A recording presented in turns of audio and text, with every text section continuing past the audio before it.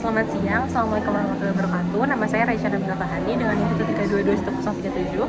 Nama saya Samuel Budinau dengan NIM 1322107. Pada hari ini kami akan melakukan testing terhadap tugas besar kendali digital PID. Kami akan melakukan testing pada rangkaian RLC, namun pada rangkaian ini kami tidak menggunakan resistor. Mengapa kami tidak menggunakan resistor? Hal ini dikarenakan kami menggunakan resistansi internal dari induktor yang sudah cukup besar. Ini adalah rangkaian untuk kode 2. Kemudian berikut adalah kode yang kami gunakan untuk menjalankan pengendali digital pada rangkaian kode 2. Ya, jadi pada kode ini kami pertama mendefinisikan pin-pin dan library yang digunakan pada kode ini. Nah, di sini adalah SSID sama password yang digunakan pada kode ini sehingga ISP juga dapat terhubung pada Wi-Fi. Nah, ini parameter input KP, KI, dan KD yang bakal diinput secara diinput pada website.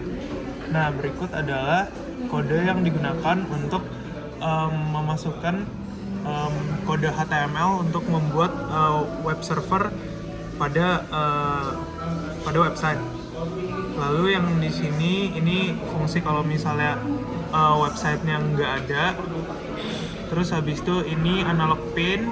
Ini analog pin ini merupakan pin yang digunakan untuk mengukur tegangan pada output plan.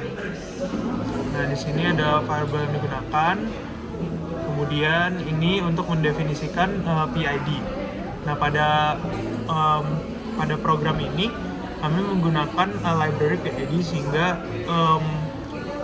algoritma dari PID itu udah ada pada library-nya. Jadi kita tidak perlu terlalu pusing terkait dengan algoritma dari PID-nya itu tersendiri.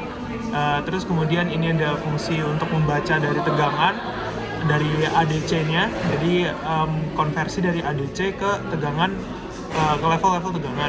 Terus ini timernya. Jadi timernya ini hanya menandakan sebuah flag.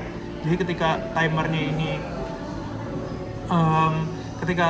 ini dipanggil, maka flagnya akan berubah menjadi true. Nah, terus ini setupnya. Setup pertama itu adalah setup untuk serial monitor. Setup kedua ini adalah resolusi dari ISP yang digunakan, yaitu 12 bit sesuai dengan ISP-nya. Terus ini initialize buat Wi-Fi-nya. Seperti ini Wi-Fi mode, Wi-Fi begin. Terus ini buat memberikan IP address dari ISP yang digunakan. Nah, ini untuk mengirimkan input pada web page. Ini buat nge-handle request dari user. Lalu yang ini untuk ngeset PID. Maaf, tadi yang di sini ini nilai KI, KP, dan KD ini dapat di-input melalui website. Lalu di sini untuk enable DAC outputnya, untuk feedbacknya. Terus habis itu ini untuk mengeluarkan tegangan DAC dari pin DAC. Terus ini timernya. Dan di sini proses yang digunakan. Oke, jadi input. Jadi inputnya ini adalah tegangan pada output plan-nya. Nah, terus outputnya ini adalah output dari PID-nya yang akan menentukan tegangan yang dikeluarkan pada input plan-nya. Jadi dari rangkaiannya itu feedback-nya itu dibuat di dalam kodenya. Nah, ini kode akan mengeluarkan output tegangan pada output plan yang sudah dikendalikan oleh PID. Nah, ketika semua itu sudah selesai berjalan, maka flagnya akan kembali menjadi false, kemudian menunggu timer untuk mengubahnya kembali menjadi true. Oke, demikian tadi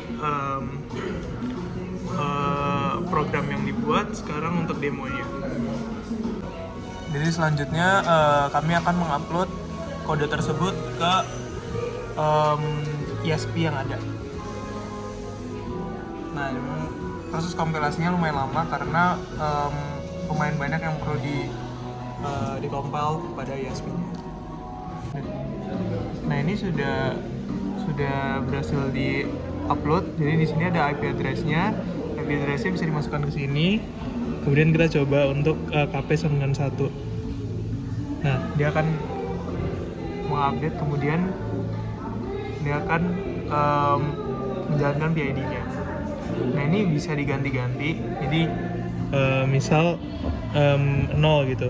Jadi harusnya output dari PID-nya itu akan 0. Nah, dia udah update dan outputnya dia akan pelan-pelan turun ke 0. Ya. Kemudian kalau misalnya mau dinaikkan lagi, ini coba dinaikkan ke KI-nya 1,34 dengan KD-nya KI-nya 17, KP-nya 1,34. Ini submit, bisa dilihat dia akan naik ke 1,6 dan 1,7. Nah, ini kita bisa ubah lagi ke 1. Ini maka tegangannya akan turun. Untuk hasil dari plottingannya itu nanti dapat dilihat berdasarkan hasil Excel yang sudah kami buat nanti di lampiran. Grafik berikut merupakan hasil dari respon sistem orde 1, yaitu rangkaian RC ketika diberikan pengendali PID. Dapat dilihat bahwa pemberian PID tidak menyebabkan sistem mengalami overshoot maupun osilasi dikarenakan sistem ini merupakan sistem tipe 0. Dapat dilihat bahwa ini adalah hasil dari pemberian variasi nilai KP, KD, dan KI pada sistem orde 1. Berikut merupakan grafik hasil dari rangkaian RLC orde 2 yang diberikan pengendali PID, kemudian diberikan nilai KP, KD, dan KI yang dapat ditunding sehingga didapatkan grafik sebagai berikut. Grafik berwarna biru adalah grafik ketika sistem diberikan nilai KP sebesar 1 dan bisa dilihat bahwa terdapat sedikit overshoot sebelum akhirnya mencapai keadaan steady state. Lalu ketika kemudian sistem diberikan nilai KI sebesar 1. Grafik tersebut bisa dilihat pada grafik berwarna merah dan dapat dilihat bahwa pemberian nilai KI membuat respon lebih cepat mencapai keadaan steady state. Kemudian grafik berwarna hijau adalah ketika sistem diberikan nilai KD sebesar 1, di mana bisa dilihat bahwa sistem lebih dekat mencapai nilai set point, di mana kami menggunakan nilai set point sebesar 2.